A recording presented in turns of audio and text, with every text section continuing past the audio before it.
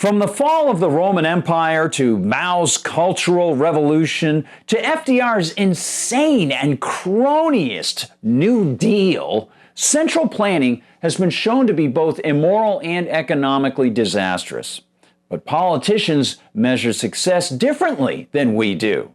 For them, it seems that success is about increasing control and influence. And, shocker, we have a new example of this, winding its serpentine way through Congress. Hi everyone, I'm Gardner Goldsmith for MRC-TV. Yes, indeed, central planning and cronyism are perennial. And one victory of the cronyists builds on the next attempt to increase the size of government. And the latest example of this pathology is winding its way through the parasitic U.S. Senate in the form of the opaque but advancing $52 billion CHIPS Act, the text of which they haven't even released, but which House Speaker Nancy Pelosi's husband, Paul, seems to find quite interesting, and which senators have moved step by step towards passage.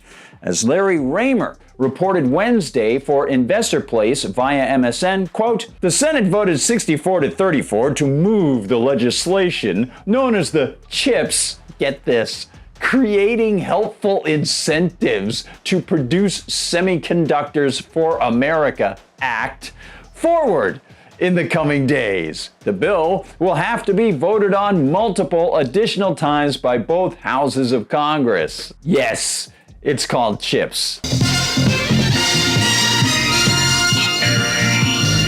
As in computer chips, because of course the brilliant politicians in Washington are just really, really good with wordplay. Dara Roach writes this about it all for Newsweek. Quote, "The legislation would provide $52 billion in government subsidies to companies that produce semiconductors, according to Senate aides, in an apparent effort to see those firms ramp up production. The bill also provides for a 4-year 25% tax credit designed to encourage companies to open more plants in the U.S.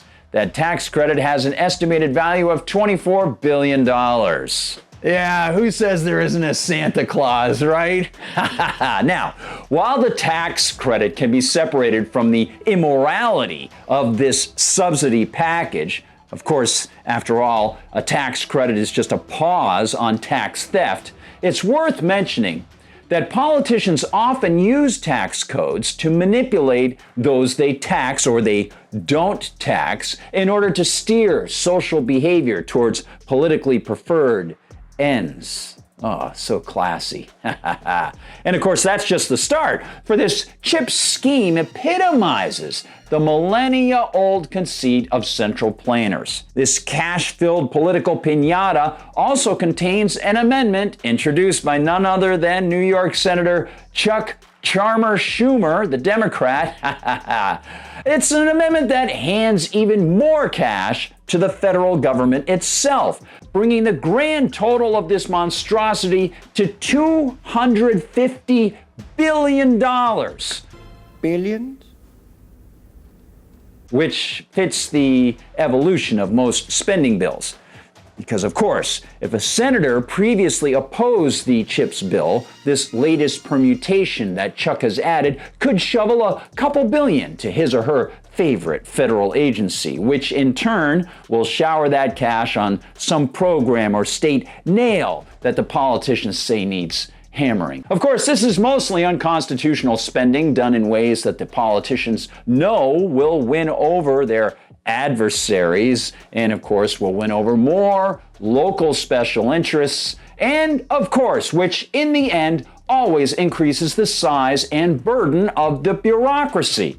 And of course, they and their special interest pals offer trite rhetoric about saving American jobs and what they deceptively portray as competitiveness. And Carol notes that these are just the kinds of trigger terms that Jim Farley and Pat Gesslinger, the CEOs of Ford and Intel, respectively, used July 19th in a chips-loving op-ed for none other than the Wall Street Journal. Quote, "The pandemic supply chain shock exposed a problem that had been mounting for years," they write. "The U.S. share of global chip manufacturing has declined to 12% from 37% in 1990. South Korea and Taiwan, notably, has spent years actively investing in other words, read subsidizing, their own chip manufacturing, creating an uneven playing field for U.S. chip makers that harms our economy and global competitiveness." Ah, yes, competitiveness. It's always great to hear people push anti-competitive, politically directed favoritism by employing the term competitive, as if it has anything at all to do with their central planning idea. Just what the U.S. percentage of global chip manufacturing has to do with better living standards for people remains unanswered in the special interest op-ed.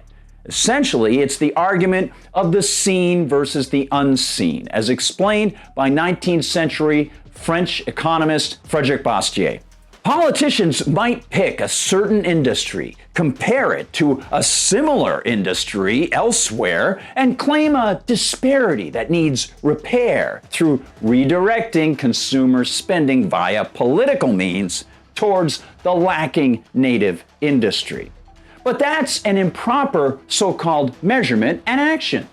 If there are fewer sales, let's say, of New England peaches in the United States because peaches don't grow well in that region, and local land and other resources in New England are better utilized doing other things, well, should politicians compare those sales to Georgia peaches and claim that New England farmers need subsidies extracted from the consumers who could actually save by buying the Georgia peaches and have money left over to spend on other things? It's important to note here that this is $52 billion taken from taxpayers, meaning all this cash won't go to the businesses and industries on which the consumers would otherwise be spending them.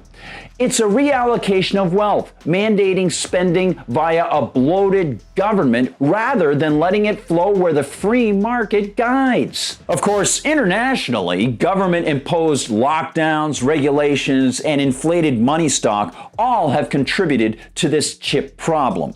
But getting government further involved won't solve anything or free up creative potential from government-created chains.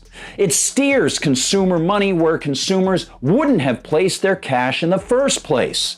Indeed, if U.S. consumers can get something for less from someplace else, it leaves them with more money left over to buy new products from the U.S. or from anywhere else. And that develops new breakthroughs that would be lost if they'd been stripped away from people and people's free choices. Politicians have got to know this, but they choose political connections, not acknowledging that central plan fallacies have been pushed and exposed over and over through human history. Central planning in every nation eventually fails, and we should be left out of the political plans like chips. But of course, all political action, from what special interest loving schemes like chips reveals to what often gets depicted as acceptable basic governance, like schools and police, all government is central planning. All of it. The more people wake up to this fundamental fact, the better chance there is that their progeny will live in a freer, more productive world. Thank you so much for watching, everybody. I really appreciate being able to spend this time with you and getting feedback. If you're watching on YouTube, I'll see you in the comments section. Had some great interaction last week with so many of you guys. Really appreciate it. Guys and ladies, really appreciate it. And of course, if you get the chance, please head over to Rumble.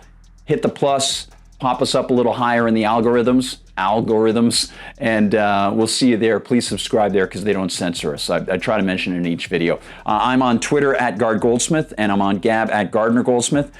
We are on TikTok, on Instagram, and of course, MRCTV.org. MRCTV.org. You can find out what everybody there is doing. And while you're there, visit the Media Research Center store, the MRC Store, because of course it's the 35th year of the Media Research Center, and you can help with what we do.